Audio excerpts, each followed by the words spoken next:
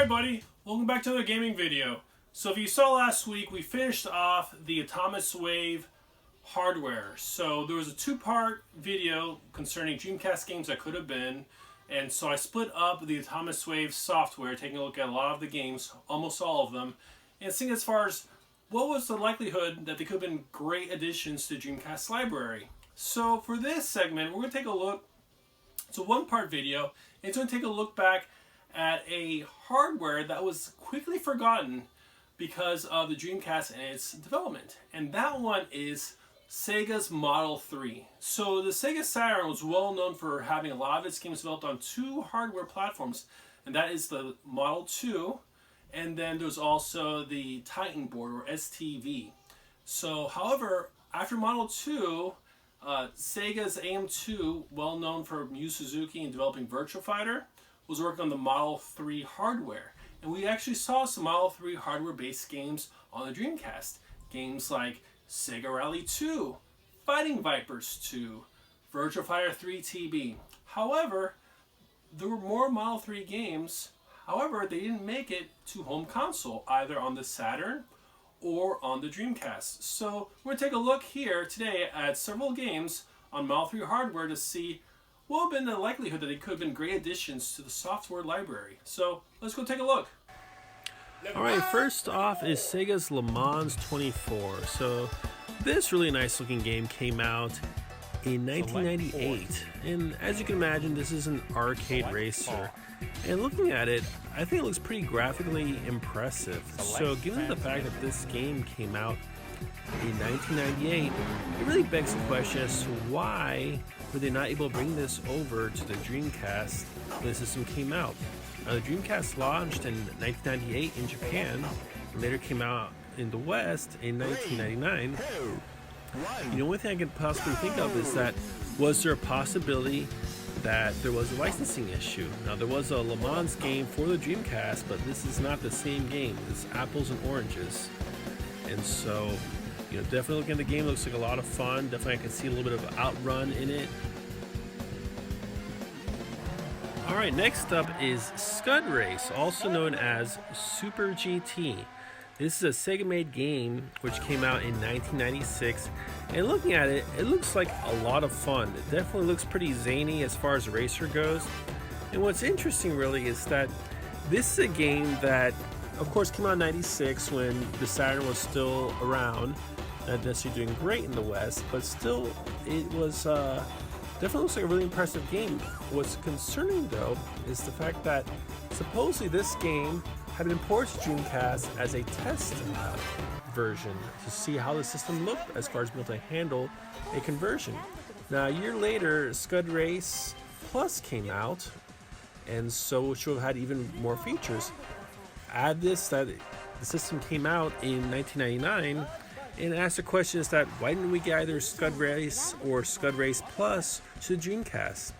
Definitely looks like a really fun racer, and almost looks like if Sega and Toy Commander came together and made their own racing game. Now, granted though, I've never played Toy Racer. For those of you in Europe that play the game, unfortunately I've not played it, but this game looks like so much fun. Hopefully, we might have some opportunity to see a sequel to this game in the future. Only time will tell. Alright, next up is some more Sega goodness and something that's special. And seeing that dinosaur, it has to be something very important, a big franchise, and it's none other than, as you can imagine, it's Jurassic Park. And so as you know, I love a good light gun shooter, and this would have been a great addition to the Dreamcast library. This game came out in 1997, so judging by the fact that it came out in 1997, this could have easily been ported over and been a launch game for the Dreamcast, both in Japan and in the West. Why didn't Sega do this? I have no idea, because they had the license. I don't see why this could not have come to fruition. The one thing that's interesting I want to point out is the fact that for the Sega Model 3 arcade hardware, there were some light gun shooters. We'll talk a little bit more as far as additional shooters for the system, but none of these Model 3 shooters made it as far as a home console conversion, which is really a shame just because Dreamcast we were very fortunate, and on the Saturn as well, but for Model 3, no dice. Alright, switching gears both literally and figuratively, all pun intended, is Harley Davidson and LA Riders.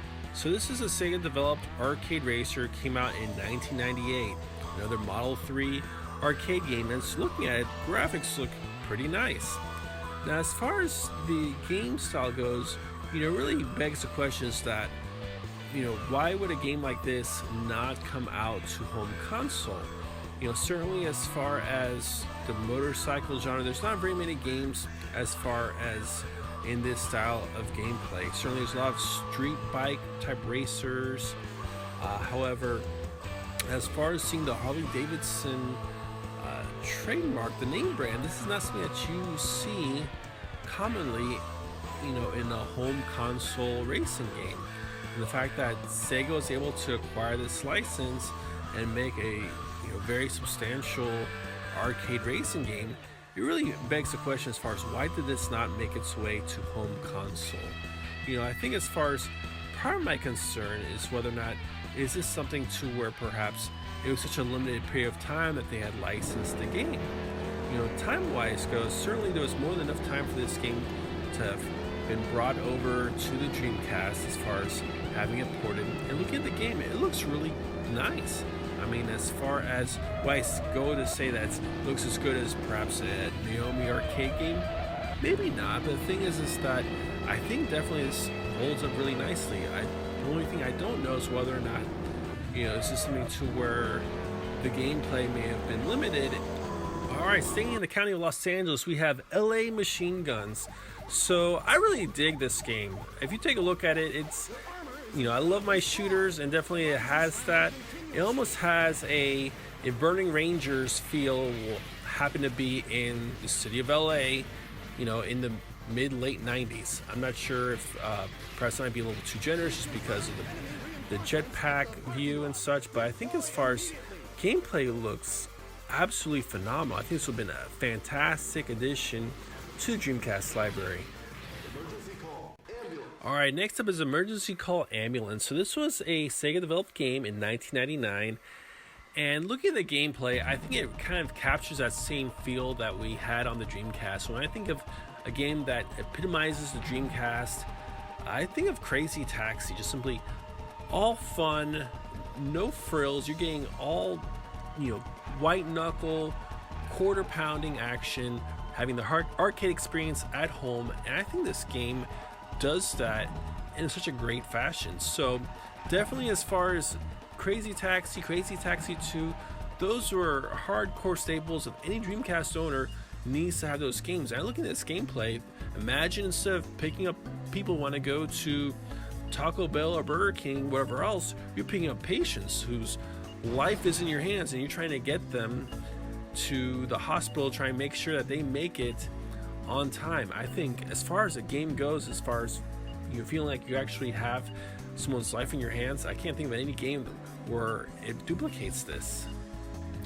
Alright, last but certainly not least, you see that LucasArts logo, you're ready for something good. And this is, you see that Star Wars logo, you see Darth Vader, you're ready for action. This game is Star Wars Trilogy Arcade, which Sega developed back in 1998. Now, definitely I think what's great about this game is the fact that it mixes several genres. So you have some lightsaber combat, as we can see here, with you, the player, probably playing as Luke Skywalker from the trilogy, fighting his father.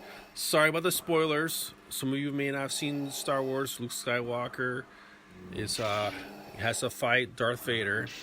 But I think as far as this sort of gameplay, sort of reminiscent that we had something similar to it with Mach-In X on the Dreamcast, which is a little known hidden gem for the system.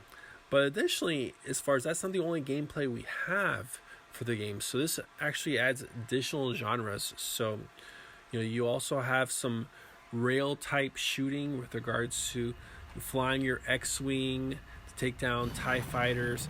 I mean, this definitely has it all, and it's really unfortunate because certainly the Dreamcast had its share of Star Wars games, but I think having something that came directly from the arcade, bringing that Star Wars experience home to the console, something that would have done wonders for the system. So what did you think?